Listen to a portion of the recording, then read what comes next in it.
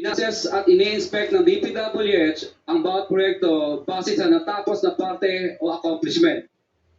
Napilitan kami na i-absorb ang kabawasan na ito na nagdudulot ng maliit na kita o pagkalugi sa ilang projects. Para makabawi, ginagamihan na lang namin ang partisipasyon sa mga projects.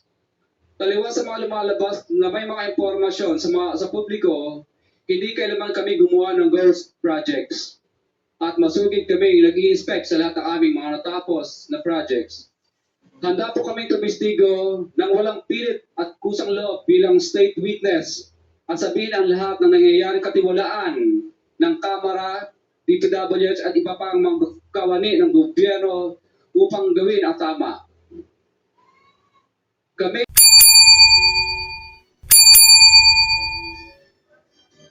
Boy Committee, lalo-lalo po kay Senator Dodante Marcoleta. Diretso na. Number 15, sorry po. 16, paulit-ulit kaming ginamit ng mga nasa pwesto sa sistemang ito. Wala kami magawa dahil kung hindi kami makikisama, gagawa nila ng problema ang project na na-award sa amin sa pamamagitan ng mutual termination o pagkakaroon ng right of way problem na parehong nagdudulot ng hindi matuloy ang implementasyon ng mga proyekto. Matapos naming manalo sa mga bidding, may mga opisyal mula sa DPWS ang lumalapit sa amin para humingi at kumuha ng bahagi niya sa halaga ng proyekto. Ang hinihingi nilang porsyento ay hindi bababa sa 10% at umaabot pa sa 25% na naging kondisyon upang hindi maipit ang implementasyon ng kontrata. Ito ay binibigay namin sa kanila ng cash. Ang bawat transaksyon ay may karampatang voucher at ledger na nagsasaad ng mga araw at kung kailan nila ito natanggap.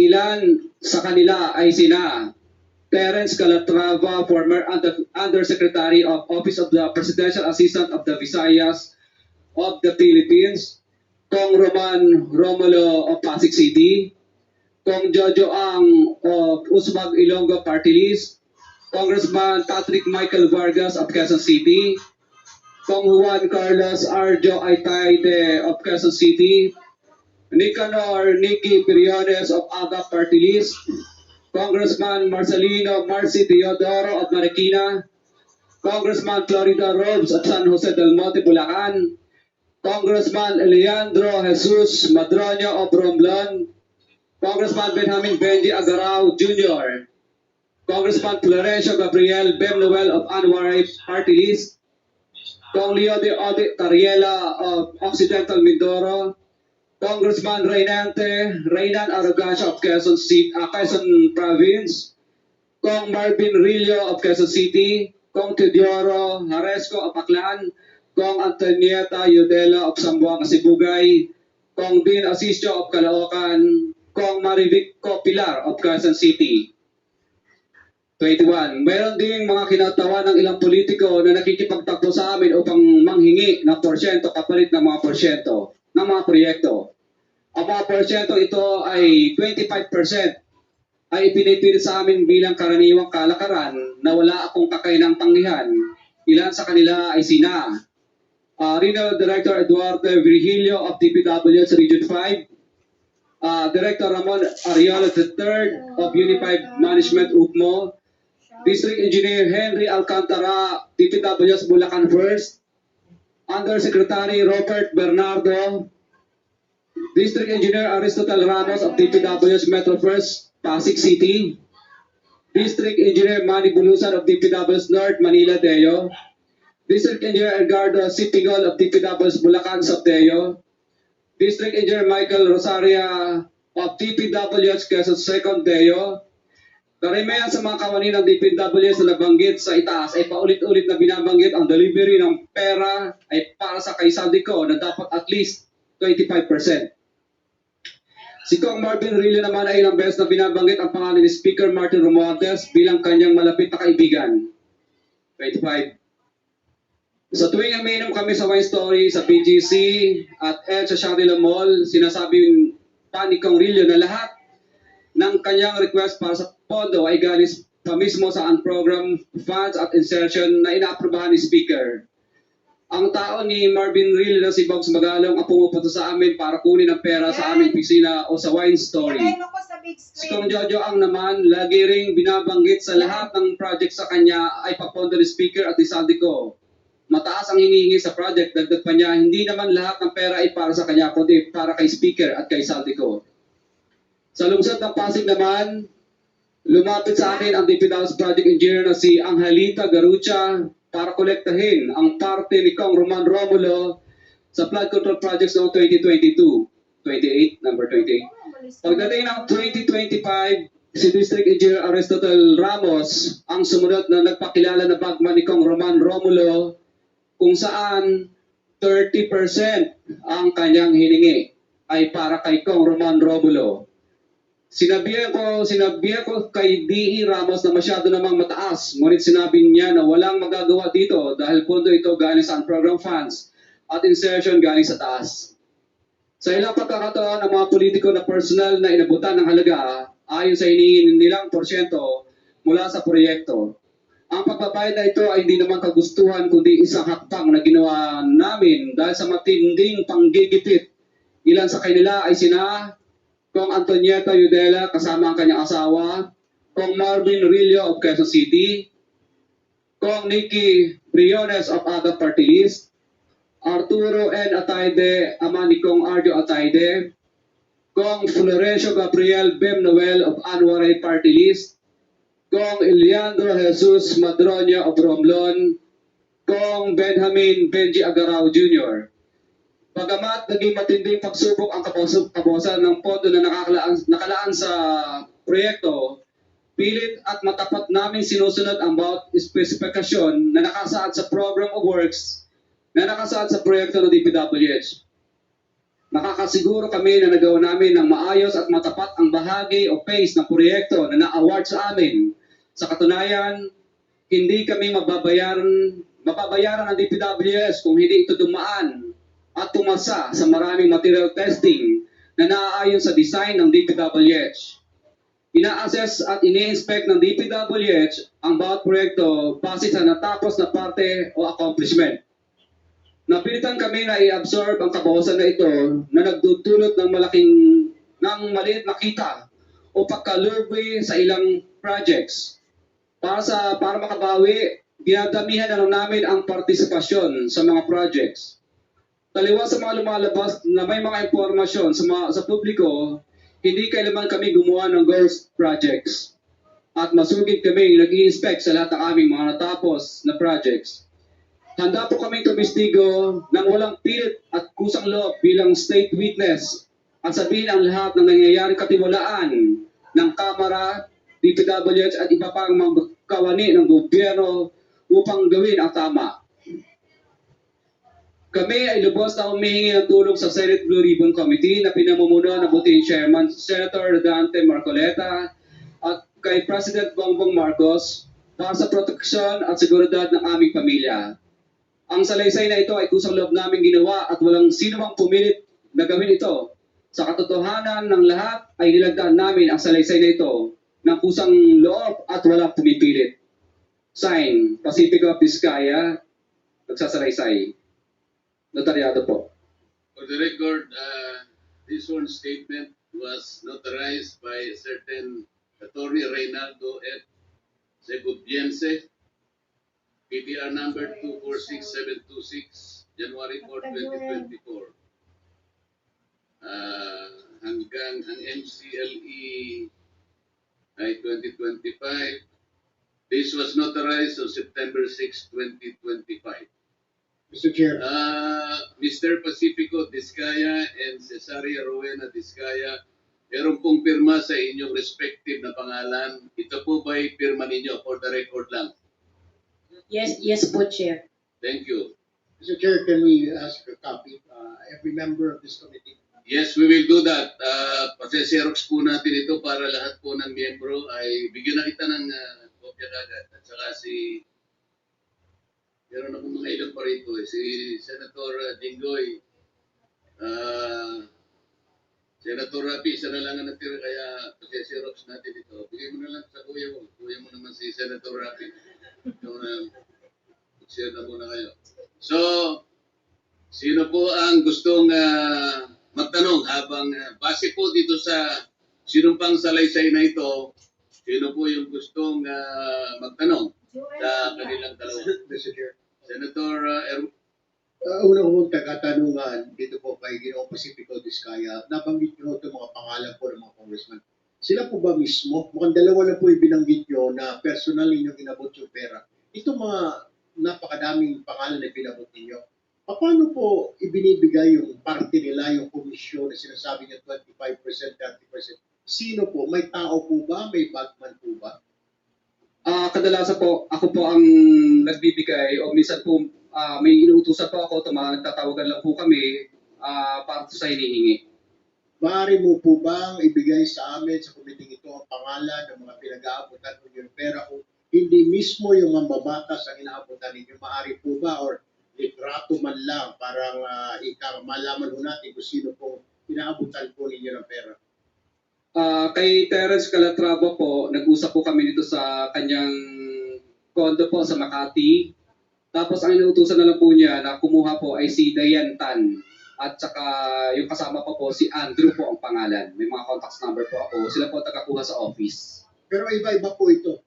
Iba-iba po itong mga bawat congressman. Iba-iba po yung kumukuha. Tama po ba? Opo, makadalasan po parang mga COS nila or mga pinagkakatiwalaan nilang tagakuha lang po. Opo. For example po, si Kong Roman Romulo naman po. Kadalasan po si Kong Roman Romulo, ang tagakuha po niya si tagakuha niya si Ma'am Engineer Angelita Garucha, empleyado ng DPWH yun. Tapos pinalitan naman po yun ni DE Aristotel noong 2025, District Engineer po siya ng DPWH First Metro. Pare-pareho po ba, Mr. Chair, yung komisyon, whatever you want to call it, kickback, ang hinihingi po or magkakaiba? Ibang isang mababatas ganito ang presyo or halos standard po ang hinihingi nila at magkano po ba yan? Isa lang po ang pattern. Basta insertion or ang program po, 25% po lagi. Insertion or ang program, 25% po yun. Opo. Para po kanino raw? Para po daw po kay, lagi ko narinig ang salita nila kay Saldi ko at saka kay Speaker po, ang narinig kong salita. Alright, Mr. Chair, I have no further questions. Mr. Chair. Senator Jinggoy, Mr. Chair. Mr. Curly, lahat ba itong mga binanggit mong pangalan na karamihan ay mga kongresista? Lahat ito, 25% ang binibigay. Kadalasan, opo. Wala bang mismo ang kongresista mismo ang pumunta sa'yo at binigyan mo ng pera? Samahan muna natin Ano po, kadalasan po, nag-uusap na po, nag-uutos lang sa COS, pero kadalasan po, for example, si Kong Rillo, kadalasan po, binibigay ko po yun pag nagiinuman kami, o di kaya, yung tao po niyang si Box Magalong ang pumupunta. Pinipick up. Sino-sino pa dito sa mga napanggit mo mga pangalan ng kongresista na talagang sa kanya mo inabot sa'yo? For example po, kay Kong Madronya na lang, for example, ano po, mismong siya po ang pumunta sa office namin at syempre pagkatapos po noon, tao na lang po niya ang nagdala ng bagay, kotse at saka personal ko rin pong dinoposit yung ano. Sino yung congressman? Kung Madronya po. Madrona o Madrona. Eliandro Madrona. Sa Romblon po. Mm-hmm. For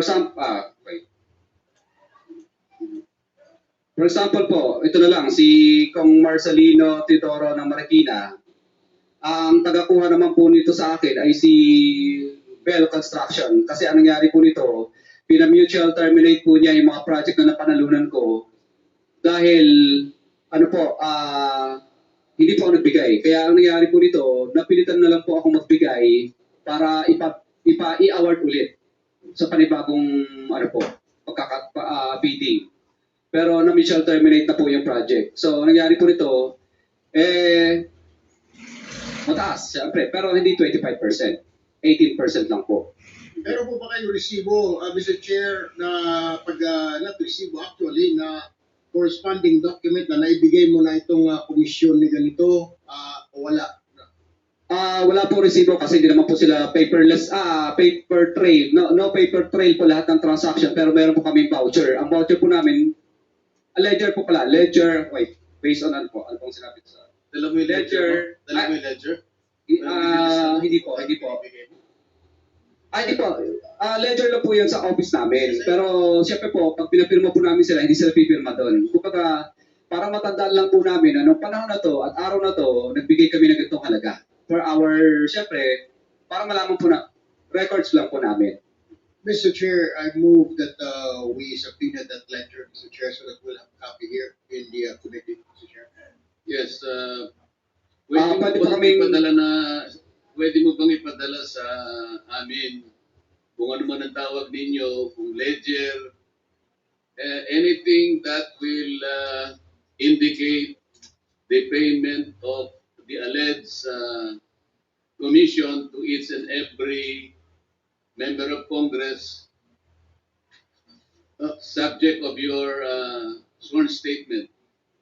Ang dala ko lang po dito ay summary lang po ng mga ledgers. For example, Office of Presidential, ano ibig sabihin, OPAP, ibig sabihin, Office of the President, Areas, Visayas, parang ganyan ang sabihin ng OPAP. If I may, Mr. Curly, yung record mo ba nagsimula ano taon?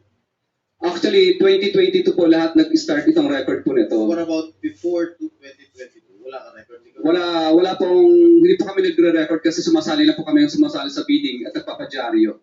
So, Mr. Chair, I move that we subpoena to Sestecum all the documents or the ledgers that are in possession of Mr. Vizcaya.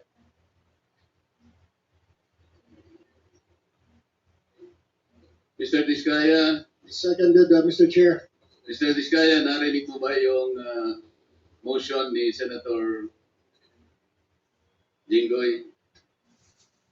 Kailangan ninyong ipadala sa Blue Ribbon lahat ng mga mapagbabasihan natin kung ledger man ang tawag nyo, kung ano man, hindi natin alam ang nomenclature, pero mapagbabasihan na pwedeng matukoy na nagbibigay nga kayo ng komisyon sa mga taong binanggit nyo sa inyong sworn statement.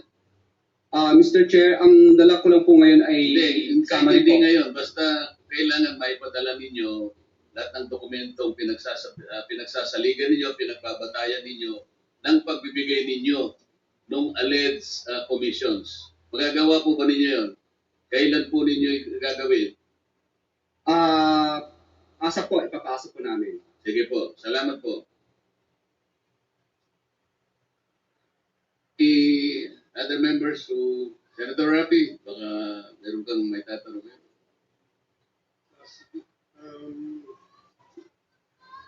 One question lang para dito kasi ito sana yung topic ko eh. Tuwing kailan po kayo nagbibigay ng parte nila? Was it before the project is accomplished or after the project is been accomplished? Kadalasan po, Mr. Chair, kadalasan pag yung ma-award yung project. Ibig sabihin po, hindi po i-award sa iyo ang project kapag hindi ka po nagbigay. So, ibig sabihin advance? Opo, parang ganun po. Minsan naman po, pag may notice to proceed na, hindi ka nila pakakolektahin, hindi ka gagawin ka ng right-of-way project, right-of-way problem. Ibig sabihin, parang mutual termination ang kakarapin mo, right-of-way problem, at saka hindi ka makakolekta kapag hindi ka po, yung niloko mo sila. So in other words, pag nakapag-advance ka na, siguradong makuha mo yung project. Sigurado po. Thank you, Mr. Chair. Mr. Chair, Senator Erwin, opo, nagre-request po yung mag-asawa ng kanilang seguridad dahil natatakot daw po sila. Ano po bang plano ng komite na ito? napakaganda po ng inyong itinanong. Bago ko po kasi nung matanggap ko po itong sworn statement na ito ay kagad akong nakipag-ugnayan sa ating Department of Justice. At doon po ay sinabihan ako ng ating kalihim, Boying Remulla, na pakisabi mo kanila na huwag silang mabahala at nakahanda naman ang ating kagawaran kung sakasakaling sila ay mapatunayang hindi naman most guilty. Kasi po ang tuntunin sa ating State Witness Law or Protection Program kailangan po mapatibayan natin na ang mga nag-a-apply ay hindi most guilty. Ibig sabihin, guilty ka, ngunit hindi ikaw ang pinaka-guilty. Kasi kung kayo po yung talagang pinaka-guilty, hindi po kayo magka-qualify. Ngayon, ang sabi niya, you can tell them that you can, meron silang provisional immunity na hindi naman sila basta-basta usigin na lang. Preparation na po ito sa pag-apply nila Ilagay mo sa pa sa ating big screen. state Ilagay mo pa sa witness big program. Ganun po yung kanyang kasiguruhan na kanyang sinabi sa akin. Kaya yun po ang aking naitutugon sa inyo ngayon. Mr. Chair. Senator Bato and then Senator Sirwi. Thank you, Mr. Chair. Una-una, I would like to thank the Diskaya couple for giving everything that they know to this committee. I just would like to advise the Diskaya couple, Mr. Chair, na kung meron mang bulletproof yung sasakyan ninyo na yung magagandang sasakyan, gamitin na ninyo. Sa dami na Pagbaba sasakyan ninyo ngayon dito, gamitin ninyo. Because I'm very much concerned sa iyong security dahil sa bibigat ng mga pinagsasabi nyo dito, hindi niyo alam, kahit na yung congressman na binanggit ninyo, walang interes sa buhay nyo.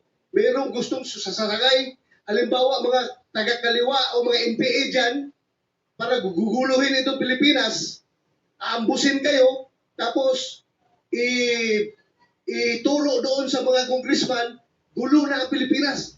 Baka magiging Indonesia tayo nito. Kaya mag-ingat kayo, I advise you to take all the necessary precautionary measures as far as your safety is concerned. Ngayon, tanungin ko kayo, meron kayong sinabi na isang congressman o ilang congressman may nagsabi na kaya ganito kalaki ang SOP na hiningi namin sa inyo, 25% to 30%. Dahil hindi lang sa congressman ito, hindi lang ito sa akin, kundi binibigyan namin si Congressman Saldico at saka si Speaker. Alam ba niyo kung ilang porsyento dito napupunta kay Speaker, ilang porsyento napupunta kay Saldico sa 25% na ito? Wala po. Dahil ang narinig ko lang po ay para lang po kay Saldico at kay Speaker. Yun lang po narinig ko yung 25%. Pero wala na po akong idea sa iba.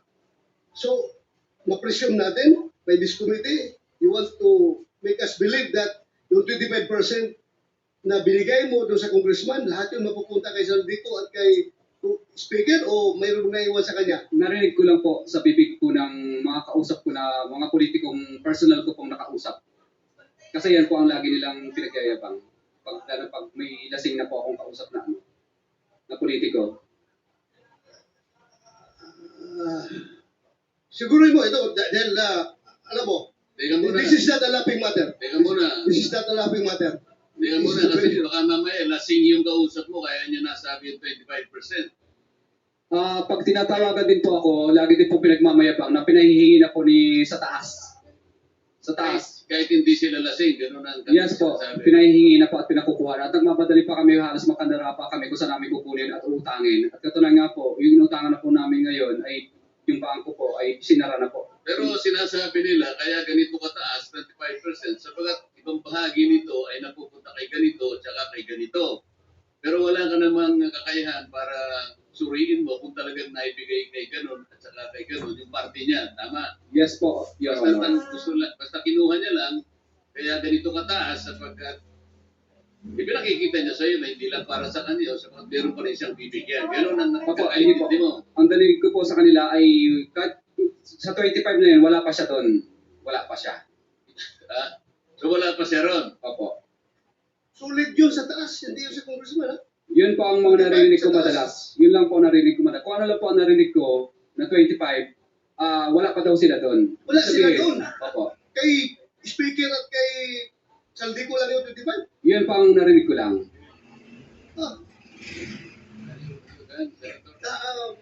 Meron ka ba pictures? Thank you, Mr. Chair. Thank you, Mr. Chair. Senator Sherwin.